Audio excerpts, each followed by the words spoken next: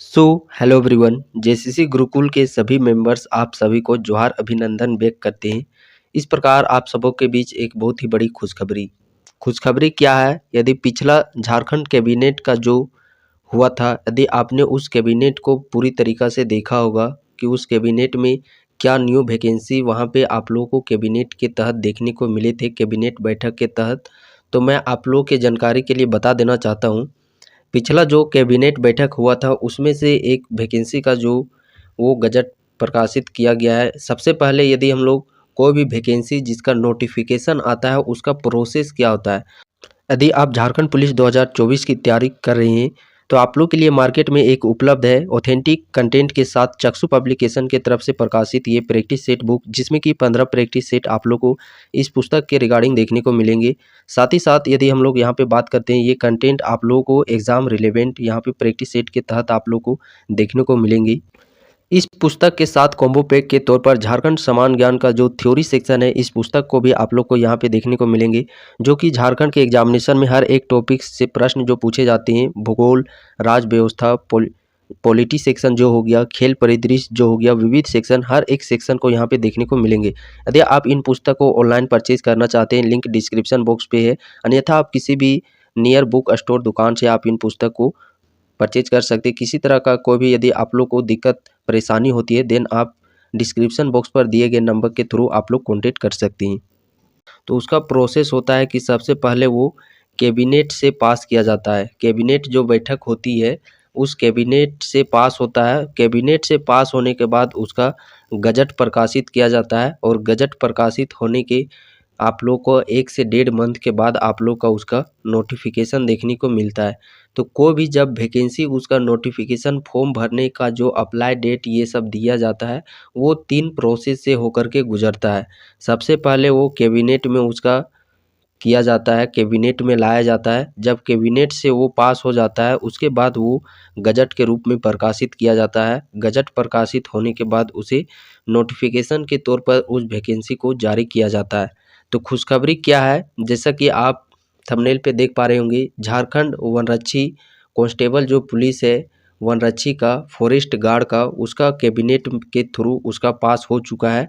तो पहला जो इसका प्रोसेस है कैबिनेट से मंजूरी मिलना, तो कैबिनेट से मंजूरी मिल चुकी है और कुछ ही दिनों के बाद आई होप सो बहुत ही जल्द आप लोगों के इसका गजट भी देखने को मिल जाएगा और गजट के ठीक 1 से 1.5 मंथ के बाद आप लोग का उसका नोटिफिकेशन भी देखने को मिल जाएगा।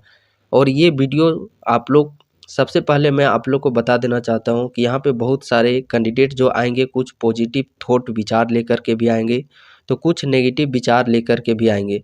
बट पॉजिटिव किनके लिए, बहुत सारे ऐसे कैंडिडेट हैं जो कि सिर्फ हाइट कम होने की वजह से या जो भी हो, जैसे कि आप वो सेंटर की तैयारी नहीं कर पा रहे होंगे, तो बहुत सारे कैंडिडेट ऐसे हैं जो कि सिर्फ अपने स्टेट की वैकेंसी की तरफ मूव ऑन करते हैं और उसी की तैयारी करते हैं। तो उनके लिए ये वैकेंसी काफ़ी बेहतरीन वैकेंसी साबित होने वाली है। तो स्पेशली ये वीडियो उन्हीं के लिए भी बनाया जा रहा है जो कि स्पेशल झारखंड जो स्टेट है, इस स्टेट की तैयारी में लगे हुए। और मैं हर एक वीडियोज़ में आप लोग को बस यही कहता हूँ कि जो पुराना आप लोग पिछला 5 साल का कार्यकाल जो देखे थे 2014 से 19 तक, ठीक उसी प्रकार आप लोग को ये जो कार्यकाल आने वाला है 2024 से लेकर के 29, ये पुनः आप लोग का पंचवर्षीय जो योजना है ये आप लोग को दोहराने वाली है।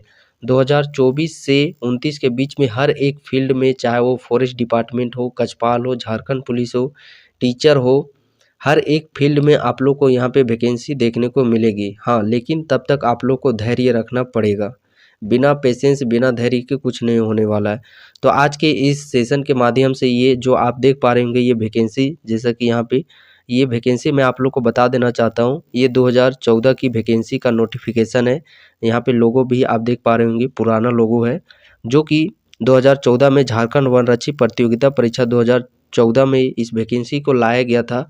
तो उसी के नोटिफिकेशन के तहत आप लोग को यहाँ पे क्वालिफिकेशन बताया जाएगा कि क्या एजुकेशन क्वालिफिकेशन मांगा जाता है, क्या इसमें हाइट मेजरमेंट जो होती है, क्या हाइट मांगी जाती है, क्या एजुकेशन क्वालिफिकेशन और क्या इसका सिलेक्शन प्रोसीजर होता है। इस सभी के बारे में आप लोग को जानकारी यहाँ पे प्रोवाइड किया जाएगा, ताकि आप इस जानकारी को लेकर के जो क्वालिफ़िकेशन है, यदि आप इस क्वालिफ़िकेशन को फुलफ़िल करते हैं तो आप समझिए अपने खाते में एक एक्स्ट्रा वैकेंसी को आप लोग रख लीजिए और इस साथ साथ में पैरेलली आप इस वैकेंसी की भी तैयारी में लग जाइए। चूँकि आप देख सकते हैं 2014 अभी चल रहा है आपका 2024, पिछले 10 वर्षों से फॉरेस्ट डिपार्टमेंट में वैकेंसी नहीं आई हुई है और ये पूरी संभावना बनती है, 100% संभावना बनती है कि आप लोग को आने वाले जो नेक्स्ट कार्यकाल है ये 2024 में, मैं आप लोग को ये गारंटी भी नहीं दे सकता हूँ और बिना क्यों झूठ का मैं आप लोग को भी ये दिलासा दे दूं कि ये 2024 में ही वैकेंसी आए। इसमें डिले हो सकता है, बट कितना डिले होगा ये भी मुझे कंफर्म मालूम नहीं है, लेकिन हाँ धैर्य रखिएगा, पेशेंस रखिएगा तो ज़रूर ये वैकेंसी आना ये निश्चित तय है, इस वैकेंसी का आना। तब तक यदि आप धैर्य रख पा रहे हैं तो ये आप पे डिपेंड करता है।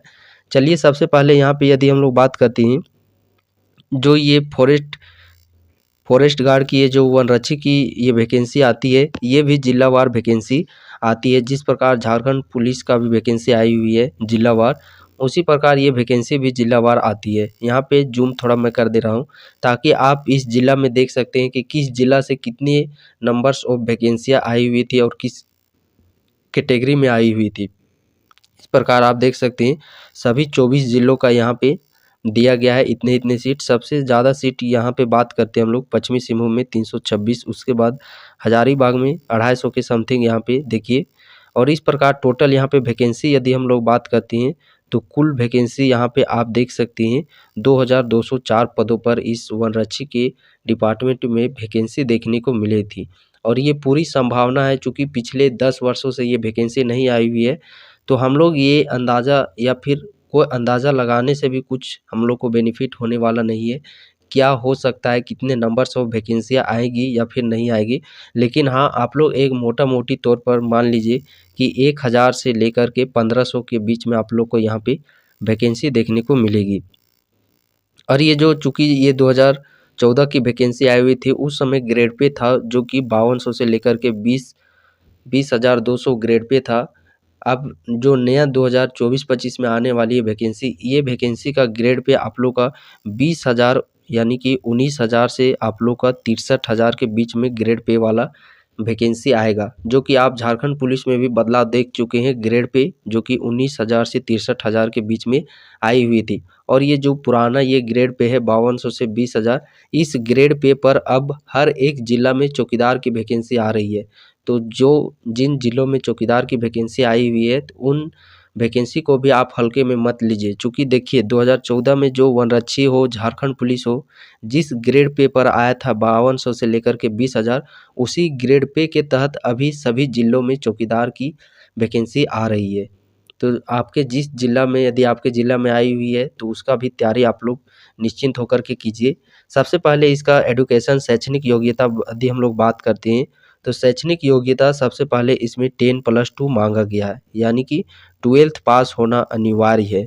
12वीं क्लास आप लोग को पास होना अनिवार्य है, चाहे आप किसी भी बैकग्राउंड से पास हो, आप इंटर की साइंस किए हो, आर्ट्स किए हो या फिर आप लोगों ने कॉमर्स से पास किया है, बट हाँ आप लोग का 12th पास होना अनिवार्य मांगा गया है। यदि यहाँ पे हम लोग पुरुषों उम्मीदवार की बात करते हैं तो पुरुष उम्मीदवार के लिए देखिए हर एक कैटेगरी के लिए अलग अलग यहाँ पे हाइट मांगा गया है। न्यूनतम ऊंचाई बात करते हैं हम लोग 165 सेंटीमीटर, जो कि SC ST के उम्मीदवारों के लिए देखिए 165 सेंटीमीटर, जो कि जो अत्यंत पिछड़ा BC1 हो, BC2 हो या फिर जनरल हो, इन सभी के लिए यहाँ पे 165 सेंटीमीटर मांगा गया है। और जो SC ST कैटेगरी से संबंधित रखते हैं उनको 155 सेंटीमीटर मांगा गया है। वहीं पे यदि चेस्ट मेजरमेंट की यदि हम लोग बात करते हैं तो न्यूनतम 79 सेंटीमीटर मांगा गया है और फुलाने पर ये 84 सेंटीमीटर।